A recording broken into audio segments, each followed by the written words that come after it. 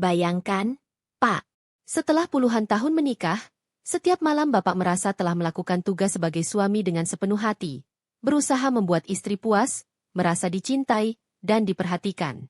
Tapi bagaimana jika selama ini beliau hanya diam? Tidak pernah menyampaikan bahwa sebenarnya ia tidak pernah benar-benar puas? Bukan karena tidak mencintai, tapi karena merasa tidak enak hati, takut menyakiti perasaan Bapak.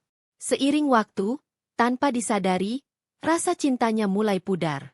Bukan karena perselingkuhan atau masalah keuangan, melainkan karena satu hal yang sangat sederhana, perasaan tidak dipahami. Terutama dalam hal yang paling pribadi, keintiman suami istri. Saya Dr. Anissa, seorang dokter urologi yang sudah lebih dari 1 dekade mendampingi pasangan suami istri menghadapi masalah keintiman.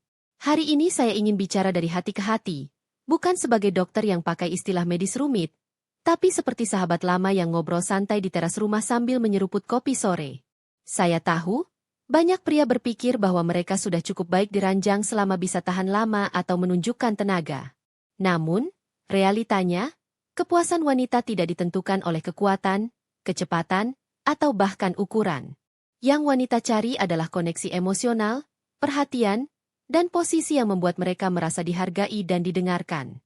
Seringkali, ketidaktahuan pria bukan karena tidak peduli, melainkan karena tidak pernah ada yang mengajarkan hal ini sejak awal.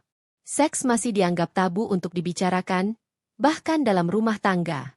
Akibatnya, banyak pria merasa bingung saat melihat ekspresi datar atau kepuasan palsu dari istrinya. Bukan karena mereka gagal, tapi karena komunikasi tidak pernah terjadi.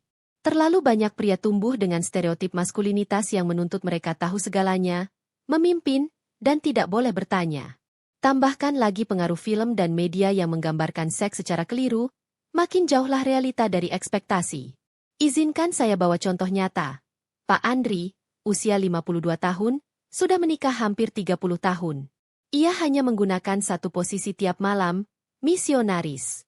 Ia mengira itu cukup. Tapi setelah anak-anaknya menikah dan rumah menjadi sepi, barulah sang istri mengungkapkan, "Aku nggak pernah mencapai puncak, Mas." Dunia Pak Andri runtuh. Tapi justru dari situ mereka mulai belajar bersama. Sebuah momen kejujuran yang membuka pintu perubahan besar. Inilah mengapa edukasi seperti ini penting. Bukan untuk menyalahkan, tapi untuk memperbaiki bersama.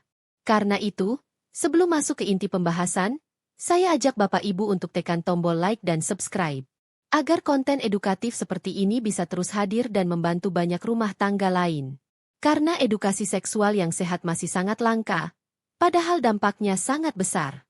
Ingat, Pak, mencintai bukan soal menjadi sempurna, tapi soal keberanian untuk mendengarkan, memahami, dan tumbuh bersama. Dan itu bisa dimulai dari satu hal sederhana. Belajar posisi yang benar-benar disukai istri. Kita akan bahas itu sebentar lagi, dengan contoh, tips, dan kisah nyata. Mari kita lanjutkan perjalanan ini bersama.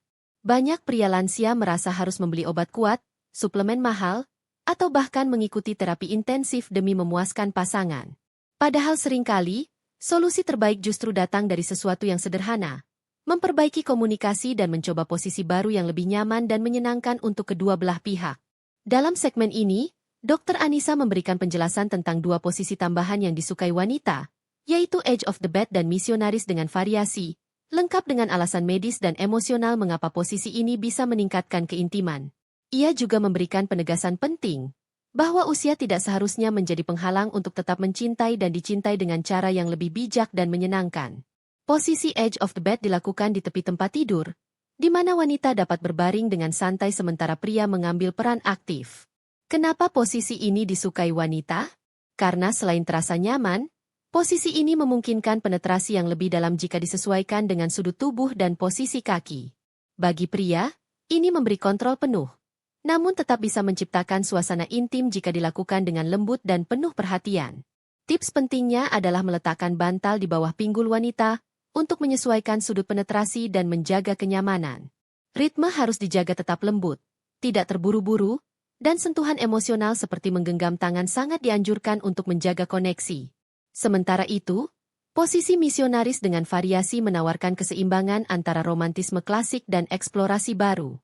Wanita menyukai posisi ini karena tetap terasa familiar dan penuh kedekatan emosional.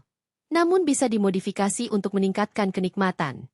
Misalnya, dengan mengangkat sedikit pinggul menggunakan bantal atau membuka kaki lebih lebar agar sudut penetrasi lebih optimal. Variasi ini memberikan sensasi baru tanpa harus meninggalkan kenyamanan posisi tradisional. Penting juga untuk memperhatikan ekspresi pasangan dan membangun suasana lewat sentuhan tangan yang lembut dan gerakan penuh kasih. Intinya, bukan soal teknik rumit, tapi soal kepekaan dan keberanian bereksplorasi bersama. Melalui penjelasan dua posisi ini, Dr. Anissa ingin menekankan bahwa memperbarui hubungan intim di usia 50 tahun ke atas bukan sekadar mungkin, tapi justru sangat perlu.